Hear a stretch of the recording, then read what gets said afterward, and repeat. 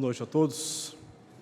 É sempre muito bom quando nós podemos nos encontrar numa ocasião como essa para louvarmos a Deus e também ouvirmos aquilo que da parte da sua palavra Ele reservou para nós. Eu peço aos irmãos que, por favor, abram o livro de Êxodo. Livro de Êxodo, capítulo 14. Nós leremos dos versos 13 ao verso 15.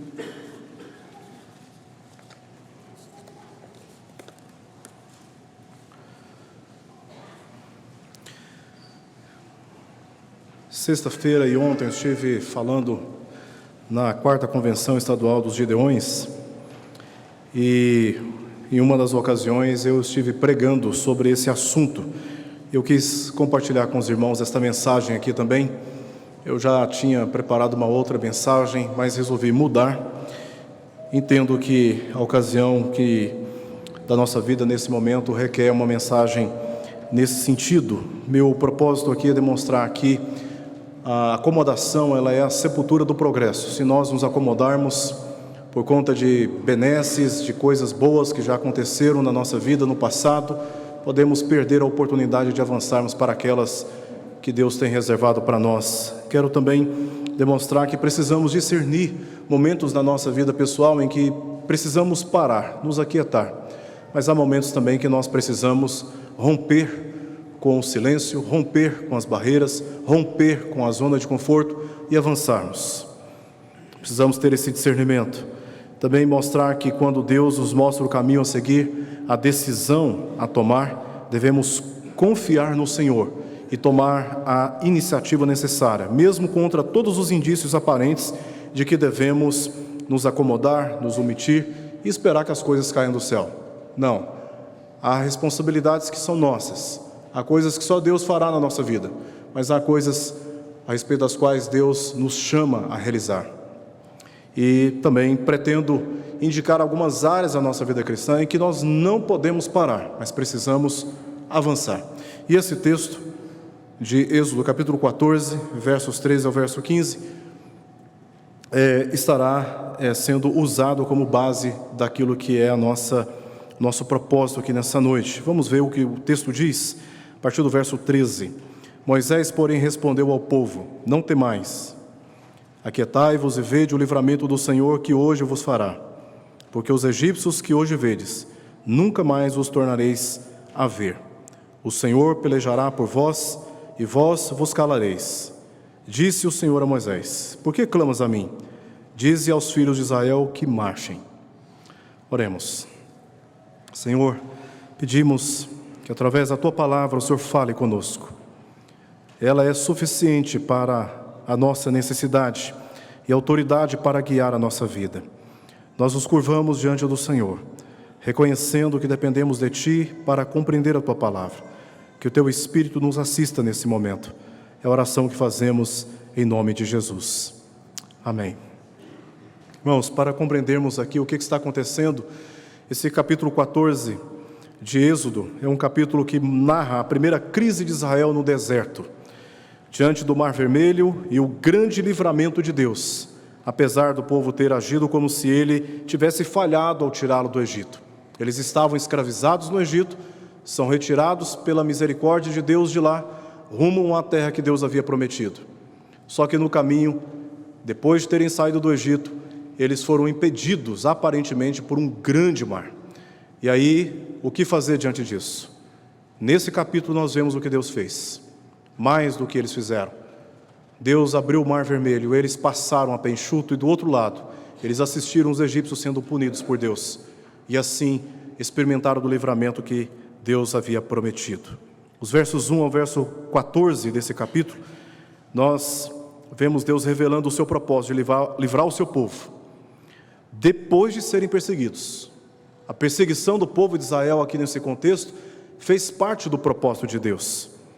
Deus livra o povo dessa perseguição, não apenas diante daquele mar que estava diante deles. Dos versos 15 ao verso 29, Deus livra o povo da perseguição através do Mar Vermelho e pune os egípcios. E no final, versos 30 ao verso 31, vemos Deus sendo glorificado e o povo renovando a sua confiança diante do Senhor. Nessa passagem que lemos, versos 13 ao verso 15, nós temos um resumo de uma mensagem consoladora de Moisés e também uma orientação de Deus para ele, tanto para Moisés como também para o povo. Aparentemente, percebemos um contraste entre a palavra de consolo de Moisés e a orientação que Deus dá, e é sobre esse contraste que eu quero destacar aqui. É a única ênfase que eu gostaria de dar aqui nesse texto, mas é importante analisarmos o que está acontecendo dentro desse contexto de um modo mais detalhado. Através da liderança de Moisés, os israelitas foram levados para um local onde havia montanhas e desertos dos dois lados, o Mar Vermelho adiante e atrás os egípcios que os caçavam como se fossem animais. Tudo indicava que não havia lugar para ir, não havia salvação para eles. Deus foi quem orientou Moisés a levar o povo para lá. É o que diz o verso 2 do capítulo 14. Olha só, fala aos filhos de Israel que retrocedam e se acampem defronte de Pi-Hairote, entre Migdol e o mar, diante de Baal-Zefon, em frente dele vos acampareis junto ao mar. E foi o próprio Deus que endureceu o coração do rei do Egito, de Faraó. Ele não resiste às punições no Egito, às pragas. O povo sai a comando de Moisés, e agora, diante do Mar Vermelho, o povo está diante desse impedimento.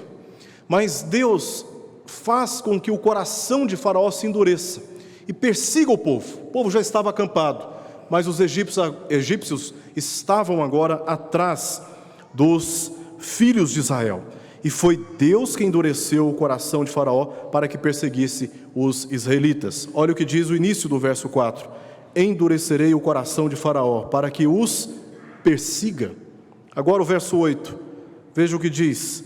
Porque o Senhor endureceu o coração de Faraó, rei do Egito, para que perseguisse os filhos de Israel.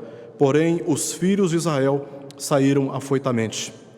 O próprio Deus se encarregou de endurecer o coração de Faraó e fazer com que ele e os seus exércitos perseguissem os filhos de Israel. Deus tinha um plano. Este plano para os filhos de Israel era um plano desconhecido, como muitas vezes nós vivemos na história da nossa vida. Situações que temos que viver, que são inevitáveis, Deus nos conduz para elas, e quando estamos nessas situações de aflições, de temor, de pânico, de angústias, de enfermidades, de crises das mais diversas, não poucas vezes perguntamos: por que, Deus? Por que o Senhor permitiu que eu vivesse isso? Por que o Senhor estava tudo em paz? O Senhor sendo soberano, Rei de toda a terra, autoridade suprema de todas as coisas, por que o Senhor me permitiu viver o que eu estou vivendo agora? Boa parte das nossas crises tem a ver com o desconhecimento do plano de Deus. Nesse caso, Moisés revela qual é o plano de Deus. Veja só o que diz o verso 4, a segunda parte do texto, diz assim: endurecerei o coração de Faraó para que os persiga, e serei glorificado em Faraó e em todo o seu exército, e saberão os egípcios que eu sou o Senhor. Eles assim o fizeram. Agora vamos ler os versos 17 e o verso 18. Eis que endurecerei o coração dos egípcios, para que vos sigam, e entrem nele. Serei glorificado em Faraó e em todo o seu exército, nos seus carros e nos seus cavalarianos. E os egípcios saberão que eu sou o Senhor, quando for glorificado em Faraó, nos seus carros e nos seus cavalarianos. Deus tinha um plano de glorificar o seu nome. A saída do povo do Egito, a perseguição do seu povo pelos egípcios, a dureza de coração de Faraó. Aparentemente, situações que o povo de Israel tinha perdido o controle, e até Deus havia perdido o controle, mas na verdade não. Tudo fazia parte de um plano. O nome do Senhor ser glorificado. A terra do Egito saber, descobrir, conhecer que só existia um único Deus, verdadeiro e digno de ser adorado. E o povo, diante desses eventos maravilhosos, haveria de glorificar a Deus também e renovar a sua aliança, renovar a sua confiança, renovar o seu vigor de servi-lo e de atender a sua palavra. Esse era o plano de Deus, que muitas vezes não compreendemos na história da nossa própria vida, quando estamos atravessando por situações semelhantes. Em Êxodo 14, verso 9, lemos o seguinte: perseguiram-nos os egípcios, todos os cavalos e carros de Faraó. Os filhos de Israel estão alegando isso. E os seus cavalarianos, e o seu exército, e os alcançaram acampados junto ao mar. Neste momento, o povo de Israel fez duas coisas. A primeira coisa que o povo de Israel fez foi apresentar a Moisés uma queixa. A Deus uma queixa. Verso 10. Temendo o que sucederia por incredulidade, o povo clamou a Deus. Olha o que diz o verso 10. E chegando Faraó, os filhos de Israel levantaram os olhos, e eis que os egípcios vinham atrás deles, e temeram muito. Então os filhos de Israel clamaram ao Senhor. Não foi uma oração do tipo: o teu nome, ó Deus, seja glorificado, porque agora somos perseguidos. Não, eles apresentaram a Deus uma queixa, uma murmuração, pelo temor daquilo que poderia acontecer. Não satisfeitos, levaram essa queixa também a Moisés. Versos 11 e verso 12, que diz assim: disseram a Moisés: será por não haver sepulcros no Egito, que nos tiraste de lá, para que morramos neste deserto? Por que nos trataste assim, fazendo-nos sair do Egito? Não é isso o que te dissemos no Egito? Deixa-nos para que sirvamos os egípcios? Pois melhor nos fora servir aos egípcios, do que morrermos no deserto. Uma queixa que o povo está apresentando agora a Moisés. Essas foram as palavras deles a Moisés. Moisés então reagiu com essas palavras que nós lemos aqui no verso 13.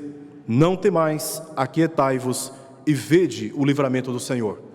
Moisés estava se referindo, de acordo com o próprio texto do verso 13 ao verso 14, à maravilhosa verdade da promessa de Deus, que Deus haveria de destruir os seus inimigos.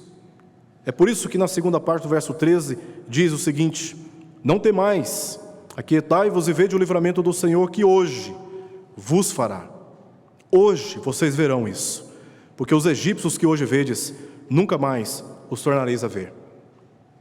Também, Moisés tenta consolar o povo, dizendo que o próprio Deus haveria de se interpor, de defender o seu povo.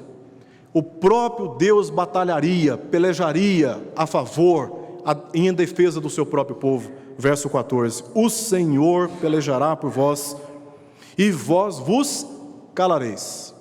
Vocês estão se queixando por incredulidade, estão clamando a Deus, murmurando, mas diante das maravilhas que hoje vocês verão, toda essa murmuração haverá de ser interrompida. E vocês verão, de fato, que Deus é poderoso para fazer aquilo que os seus olhos veem e não acreditam. Deus é poderoso para fazer com que o povo fosse liberto de uma situação aparentemente impossível, aparentemente sem saída, aparentemente sem resposta, aparentemente sem esperança. E agora, no verso 15, vemos Deus dizendo para Moisés: por que clamas a mim? Dize aos filhos de Israel que marchem. Em outras palavras, Deus adverte o povo, mas também adverte Moisés. Adverte Moisés e o povo a pararem de clamar, se levantarem e marcharem, seguirem em frente. Moisés acabara de proclamar: não temais, estai quietos e vede o livramento do Senhor. Entretanto, logo após ter dito isso, Moisés possivelmente se resignou, cheio de temor, e clamou a Deus. E é nesse momento que Deus se dirige a ele dizendo: por que clamas a mim? Por que clamas a mim? Ele obviamente ficou desanimado e desesperado. Milhares de pessoas sendo conduzidas por ele no deserto, encurralados como se fossem animais, com um mar diante do povo. Moisés também clama a Deus, questiona, mas observa o que aconteceu. Deus disse a Moisés, em termos inequívocos: por que clamas a mim? Marchem, diga ao povo para seguir em frente. A partir dessa ordem, Deus orientou Moisés a levantar com uma mão a vara e com a outra mão diante do mar, pois o próprio mar seria dividido e o povo prosseguiria rumo ao destino que ele havia planejado, libertando o povo e cumprindo as promessas. Exatamente como Moisés havia dito ao povo: hoje vocês verão o livramento do Senhor. Hoje vocês verão as maravilhas de Deus. E Deus então orienta Moisés a fazer isso a partir do verso 16 e até o verso 29, vemos como Deus livra o povo, de fato, abrindo o grande mar vermelho, e o povo atravessando a pé enxuto até o outro lado. De lá, Moisés e o povo assistem o mar se fechando, e Deus ferindo os egípcios, glorificando o seu nome. Por isso que os versos 30 e verso 31, nós vemos como que naquele dia, aquele povo temeu ao Senhor e confiou não somente no Senhor, mas também Moisés, que estava conduzindo aquele povo. Notemos o contraste presente nessa história. Moisés disse: aquietai-vos e vede. Deus disse: marchem. Deus foi além da palavra de Moisés. Moisés teve apenas uma impressão parcial daquilo que Deus faria. Por isso ele disse ao povo: aquietai-vos e vede. Moisés ouve da parte de Deus o que haveria de acontecer. O povo deveria marchar, e ele se encarregaria de pelejar a favor do povo. Por um instante, pensemos nesse contraste entre a palavra de Moisés e a palavra de Deus. Moisés dizendo para o povo se aquietar e ver, e Deus dizendo para o povo marchar. Quando devemos nos aquietar e quando devemos marchar? Pergunta que muitas vezes fazemos na história da nossa vida, no nosso dia a dia. Devo parar, orar e esperar que Deus faça as coisas, ou devo tomar a iniciativa, tomar a decisão, confiando naquilo que Ele já falou? Essa é uma pergunta que certamente eu e você já fizemos na história da nossa vida. Precisamos enfatizar, é claro, que situações assim, em que não podemos, existem situações assim em que nós não podemos e nem devemos ir adiante, como por exemplo, da sã doutrina, da doutrina bíblica, aquela que é a verdadeira palavra de Deus. Diante dela, devemos aquietar, como disse Paulo em 1 Coríntios 4:6, não ultrapasseis o que está escrito. E ele insiste no capítulo 16 de 1 Coríntios, verso 13, sede vigilantes, permaneceis firmes na fé. João, em 2 João, capítulo 2, verso 9, diz a mesma coisa: todo aquele que ultrapassa a doutrina de Cristo e nela não permanece, não tem Deus. O que permanece na doutrina, esse tem tanto o Pai quanto o Filho. Diante da palavra de Deus, nunca devemos ultrapassar os seus limites. Não devemos ir adiante. Nunca. Mas com relação a essa mesma doutrina, em relação a esta palavra, o que nós devemos fazer não é de nos aquietar, não é de nos parar, não é de nos acomodar, mas levar adiante. Há situações, como foi exemplificado aqui, da palavra que nós não devemos ultrapassar essa doutrina. Mas essa palavra precisa ser levada adiante. Precisamos avançar, portando essa palavra e levando adiante para o máximo de pessoas possível. O ensino bíblico nos ensina a nunca nos satisfazer com o passado, nos acomodando sobre aquilo que já realizamos, mas que devemos seguir adiante, crescendo e sempre tentando ser melhores do que já fomos, na fé, na pureza e no serviço cristão. Todos nós temos muito ainda a aprender, temos muito ainda a crescer, temos muito ainda a melhorar. Nós não podemos nos acomodar, precisamos avançar, precisamos marchar, precisamos seguir adiante. Por exemplo, Salmo 92, verso 12, diz assim: O justo florescerá como a palmeira, crescerá como o cedro no Líbano. O autor aqui está enfatizando que o crescimento é uma característica dos filhos de Deus. Salomão disse em Provérbios 4,18: mas a vereda dos justos é como a luz da aurora que vai brilhando mais e mais até ser dia perfeito. Em Mateus capítulo 5, verso 41, Jesus enfatizou que se alguém nos obrigar a andar 1 milha, devemos com ele andar 2, ir além daquilo que está nos pedindo. Exatamente aquilo que o evangelista Lucas disse no capítulo 17, verso 10. Assim como vós, depois de haverdes feito quanto vos foi ordenado, dizei: somos servos inúteis, porque fizemos apenas o que devíamos fazer.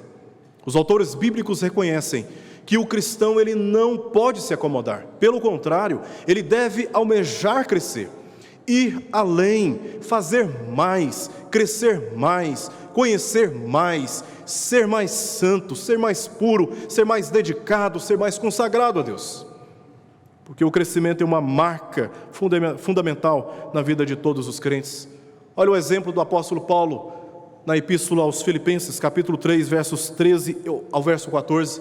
Paulo estava preso e mesmo assim ele disse: irmãos, quanto a mim não julgo havê-lo alcançado, mas uma coisa faço, esquecendo-me das coisas que para trás ficam. E olha que o apóstolo Paulo acumulou histórias maravilhosas de crescimento da igreja, de edificação dos santos. Mesmo sendo perseguido, ele viu sinais e maravilhas sendo realizados no seu ministério, e Deus fazendo muito na vida de muita gente. E ele está dizendo: esquecendo-me das coisas que para atrás ficam e avançando para as que estão diante de mim, prossigo para o alvo, para o prêmio da soberana vocação de Deus em Cristo Jesus. Mesmo preso, Paulo contemplava a necessidade de avançar, de progredir. O escultor dinamarquês Bertel Thorvaldsen, no século XIX, um dos mais notáveis representantes da arte neoclássica, foi perguntado certa vez: Bertel, qual é a melhor arte que você já fez? E a resposta dele, para a surpresa de todos, foi: a minha melhor escultura não está entre aquelas que eu já fiz, mas entre aquelas que ainda farei. Pois ele reconhecia que ele poderia fazer melhor daquilo que ele já tinha feito. Em certo sentido, a vida cristã é assim, inclusive comparada a um avião que segue sempre adiante e para o alto. E parar numa situação assim seria desastroso. Como seria desastroso para a nossa vida nos acomodarmos como cristãos na nossa fé, na nossa pureza e no serviço cristão. É nesse sentido que eu quero trazer 4 aplicações para nós, encerrando esta palavra nesta ocasião. Primeiro, precisamos avançar em relação à fé. Avançar em relação à nossa fé. Não podemos nos contentar com a fé que temos. Precisamos almejar mais fé. Fazer como os discípulos fizeram, pedindo a Cristo, pedindo a Jesus: Senhor, aumenta-nos a fé. Essa foi a razão pela qual Paulo deu graças a Deus pela vida dos Tessalonicenses, em 2 Tessalonicenses capítulo 1, verso 3, dizendo assim: irmãos, cumpre-nos dar sempre graças a Deus no tocante a vós outros, como é justo, pois vossa fé cresce sobremaneira. Apesar de toda a perseguição e todas as aflições que os tessalonicenses estavam enfrentando, Paulo reconhece com gratidão a Deus que aqueles irmãos estavam crescendo na fé, na confiança em Deus, na certeza da sua segunda vinda. E nesse mesmo sentido é que precisamos avançar, crescer, amadurecer em relação ao nosso conhecimento da palavra de Deus, conhecendo mais a Deus. Se estamos lendo a Bíblia, queridos irmãos, com certeza podemos ler mais. Se temos conhecido a Deus, com certeza podemos conhecê-lo mais. É nesse sentido que Paulo diz em Colossenses 1,10: a fim de viverdes de modo digno do Senhor, para o seu inteiro agrado, frutificando em toda boa obra e crescendo no pleno conhecimento de Deus. Não apenas precisamos avançar em relação à fé, em relação ao conhecimento da palavra de Deus, mas também em relação às orações. Se há algo que precisamos nos nossos dias é avançar em relação à vida de oração.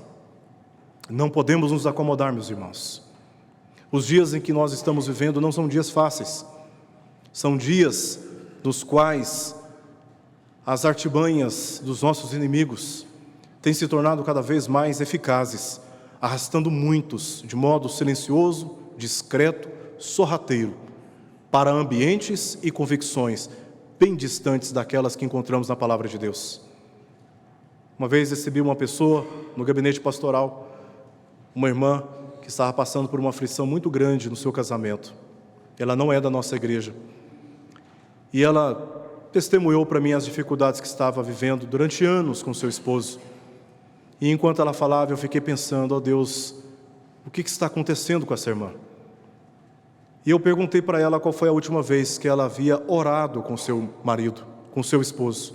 Para minha surpresa, depois de muitos anos, a resposta que ela me deu foi: eu nunca orei com meu esposo.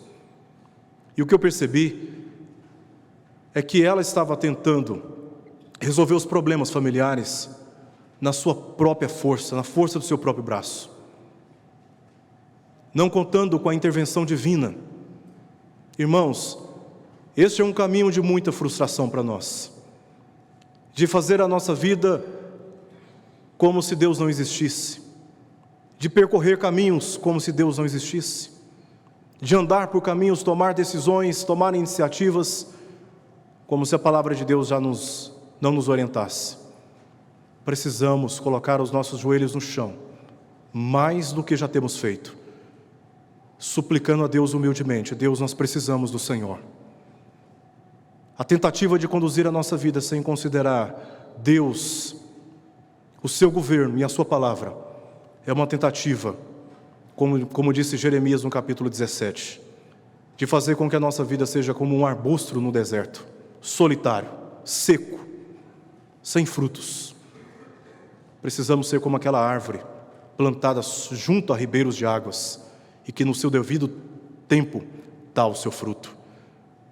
Como carecemos colocar os nossos joelhos no chão nesses dias e nos dedicarmos às orações. Nós não podemos ir contra, sozinhos, os empecilhos, os obstáculos que estão diante de nós, os desafios que nos confrontam, as tentações que nos assediam. Mas Deus ao nosso lado nos faz nos sentir fortes e poderosos o suficiente para marcharmos rumo a esses mesmos obstáculos, porque o Senhor é quem peleja por nós. É o Senhor quem traz resposta para as nossas aflições. É o Senhor quem nos salva das nossas aflições. É o Senhor quem converte os nossos corações. É o Senhor quem abre os nossos olhos espirituais para vermos aquilo que Ele ainda haverá de fazer. Precisamos avançar na fé. Precisamos avançar no conhecimento de Deus. E precisamos avançar na prática das orações. Em segundo lugar, precisamos avançar na proclamação, na difusão, na distribuição da palavra de Deus. O testemunho do Senhor Jesus precisa percorrer todo o mundo. Marcos 16,15 diz: ide por todo mundo e pregai o evangelho a toda criatura. Esta responsabilidade, meus irmãos, ela não é somente minha, ela não é somente do conselho da igreja, não é somente daqueles 23 irmãos que se dirigiram à comunidade de silêncio nessa semana passada. Esta é a responsabilidade de todos nós. A palavra de Deus precisa ser proclamada em todo o mundo. Se vamos ou não vamos, é uma questão que Deus precisa decidir. Se vamos, só vamos porque somos enviados. Se não vamos, precisamos contribuir com aqueles que vão. Mas esse é um dever de todos nós. E se há algo que nós, como igreja local, precisamos sempre nos lembrar, é da nossa natureza como igreja e da nossa vocação como igreja. Nós somos um corpo espiritual, constituído pela obra do Senhor Jesus Cristo. E temos a garantia da vida eterna. Nada poderá nos separar do amor de Deus, que está em Cristo Jesus, o nosso Senhor. Mas temos também uma vocação, que é de levar adiante o testemunho de que Jesus está vivo, e que Ele reina, e que Ele voltará. rodeado de glória, para julgar todas as nações. E esse dia está próximo. Não sabemos o dia e não sabemos a hora, mas sabemos que poderá ser a qualquer momento. E o mundo precisa conhecer este que virá a qualquer momento para julgar todas as nações. Deus ainda tem eleitos para serem chamados e conta conosco, levando essa mensagem, como diz o apóstolo Paulo em Romanos capítulo 1, verso 17, que é o poder de Deus para a salvação de todo aquele que crê. E precisamos começar com a nossa própria casa, com a nossa família. E aqui eu deixo um apelo enfático a todas as famílias, que não abrem mão de terem os seus cultos domésticos, que não deixem de abrir a palavra de Deus, de lê-la no ambiente da sua família, e de orarem juntos, o marido pela esposa, a esposa pelo marido, os pais pelos filhos, os filhos pelos pais. Comece dentro de casa, lendo a palavra de Deus, orando, e eu tenho certeza que todos nós podemos avançar nessa direção, organizando a nossa agenda para que pelo menos uma vez por semana tenhamos um momento reservado para buscarmos a Deus como família. E se a sua família é uma família mista entre crentes e descrentes, você como crente, você pode fazer isso. Você pode reservar um momento para orar pela sua família, para ler a palavra de Deus para a sua família, e Deus te assistirá. Em penúltimo lugar, precisamos avançar no serviço cristão, avançar na fé, avançar na distribuição da palavra de Deus e também avançar no serviço cristão. Como disse o poeta Benton Brayler, a melhor ideia ainda não foi pensada, a melhor música ainda não foi cantada, a melhor tarefa ainda não foi iniciada e o melhor trabalho ainda não foi feito. Quando pensamos no tamanho da glória de Deus, facilmente podemos concluir que toda a nossa dedicação a ela é pouca. Paulo disse em 1 Coríntios 15, 58, portanto, meus amados irmãos, sede firmes e inabaláveis e sempre abundantes na obra do Senhor, sabendo que no Senhor o vosso trabalho não é em vão. Podemos e devemos avançar em relação ao trabalho cristão. A nossa igreja é uma igreja que tem um potencial incrível, vários ministérios, vários desafios. E quanto mais forças podemos agregar a esses ministérios, mais avançaremos como igreja. Mas essa é uma consciência que cada membro dessa igreja, cada cristão, precisa ter. Esta é a minha igreja, que eu amo, e que eu defenderei, que eu protegerei, que eu não aceitarei ninguém falar mal dela. É a minha igreja, é a minha família, e eu abraçarei esta igreja, e trabalharei com esta igreja, me ajuntarei com a liderança da igreja, com os meus irmãos, e ajudarei e cooperarei para que essa igreja avance nessa cidade, avance nesse estado, avance nesse país, avance no mundo com a pregação do Evangelho. Podemos ser abundantes na obra que o Senhor nos tem chamado a realizar. E esse é o chamado, é o apelo que eu gostaria de deixar aos irmãos. Podemos avançar no serviço cristão, podemos cooperar, fortalecer as áreas mais frágeis da nossa igreja, ajudando uns aos outros, sendo úteis na vida um do outro, nos preocupando uns com os outros, orando uns pelos outros, servindo uns aos outros, nos comprometendo com a missão que esta igreja tem e que foi dada pelo Senhor. Em último lugar, precisamos avançar quanto ao nosso crescimento numérico também, não apenas espiritual, mas por esse avanço espiritual, precisamos avançar do ponto de vista numérico também. Foi isso que Lucas disse em Atos 16:5, com respeito à fé e ao crescimento numérico, dizendo: as igrejas eram fortalecidas na fé e dia a dia aumentavam em número. Deus acrescentava à igreja os que iam sendo salvos, mas isso não significa que a igreja tinha apenas que aquietar e ver o Espírito Santo agindo. Pelo contrário, a igreja primitiva se fortalecia na fé e pelo ensino dos apóstolos testemunhava o Evangelho e resistiam firmes às perseguições.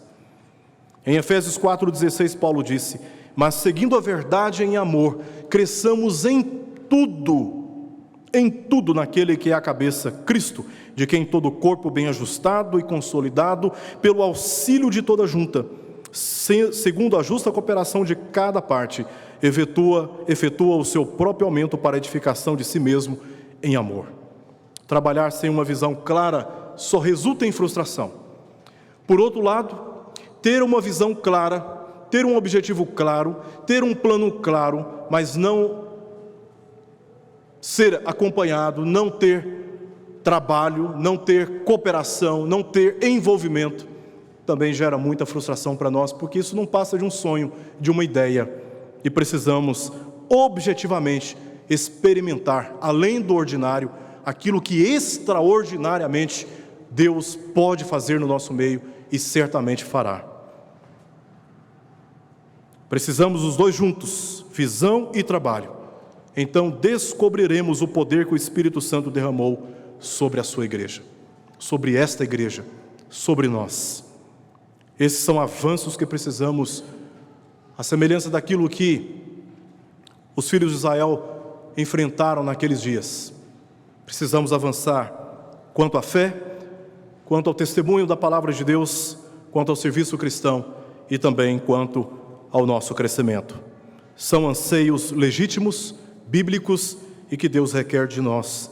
E pedimos em oração que Ele tenha misericórdia de nós e nos use apesar de nós, pois os méritos são de Cristo, a glória é de Cristo e a Ele todo louvor, hoje e para sempre.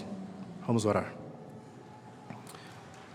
Senhor, é nesse sentido que acolhemos a Tua palavra nesta noite.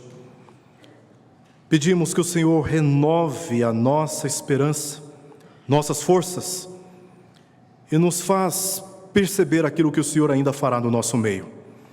Não nos deixe, Senhor, nos acomodar na vida cristã, mas encha-nos, ó Pai, de alegria, encha-nos, Senhor, de ânimo, encha-nos, ó Deus, de vigor para trabalharmos, fazermos mais para a glória do Senhor.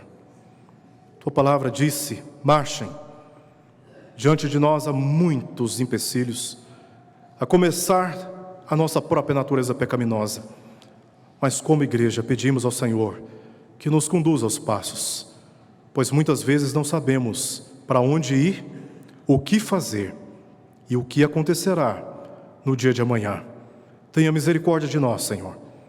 Nós te suplicamos essas bênçãos e pedimos, pois confiamos no Teu Filho, por meio de quem nós oramos nesta hora. Amém, Senhor. Amém.